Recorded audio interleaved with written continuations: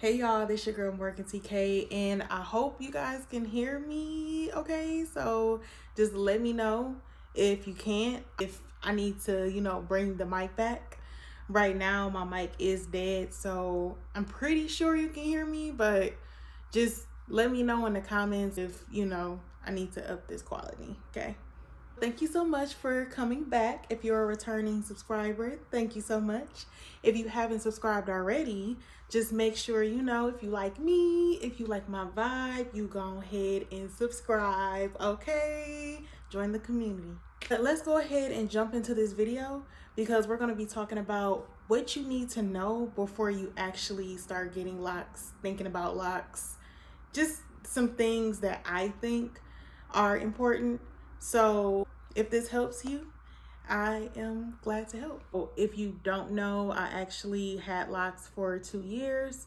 I actually have some videos as well that I will link in the description below if you want to check those out on why I combed my locks out back in December of 2024. So just make sure to check those out as well.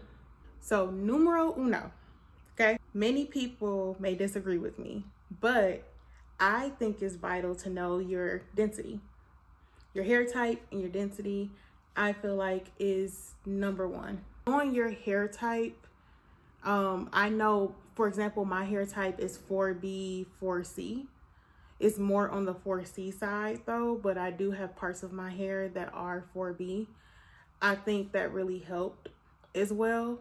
But also knowing my density. So we have low, medium, and high density. Density is just how many follicles are per square inch of your hair. So it's just how many follicles are in your hair. When people have extremely thick hair, they have high dense hair. So it's harder to get to their scalp. If you have super low density, it's easier to get to your scalp just by parting your hair. Medium density, it still has some thickness to it, but it's not as thick as high density hair. So the second thing you should do, once you know your density, go ahead and figure out what kind of locks go with your density. You can do a simple Google search, medium density and locks. What kind of locks should I get? There's a lot of locticians that will post blogs that will give you more information on why this is important for longevity. It will aid and guide you on what locks will be best for your hair long term. Number 3, make sure you research, I would say, about up to 5 locticians in your area just to be on the safe side. And I would book consultations. The reason I will book consultations is to get an accurate reading on your density and backing up your research. You need to have some knowledge as well to bring to the loctician, as well as their knowledge about what would be best for your hair long term. You want to have somewhat of a dialogue, with the loctician. You want to make sure you're asking questions such as, I believe I have medium density hair, but am I correct? And I'm thinking about this lock style long term. How would that work with the density of my hair?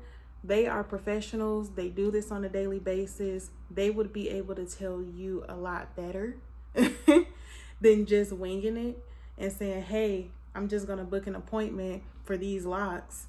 And then down the line, if you would have known what you knew in the beginning, take the time to process what they're telling you, and you're getting different opinions so that you know what you're actually signing up for and getting yourself into.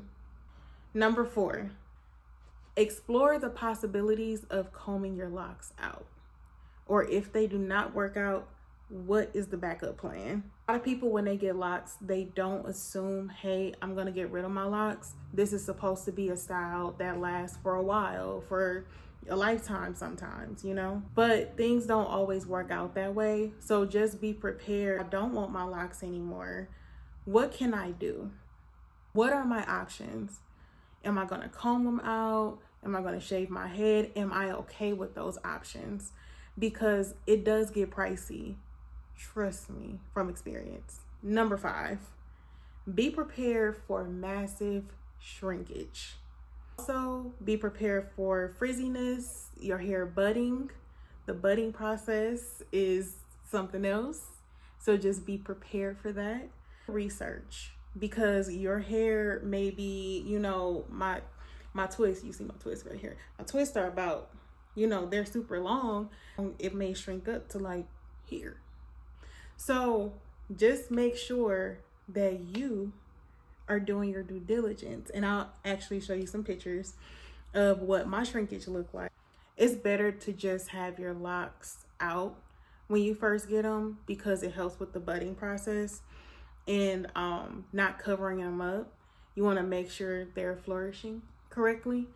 So just make sure you're okay with that. I have nothing against putting them under wigs, but to be completely honest, how do I say this? Your hair is in a more,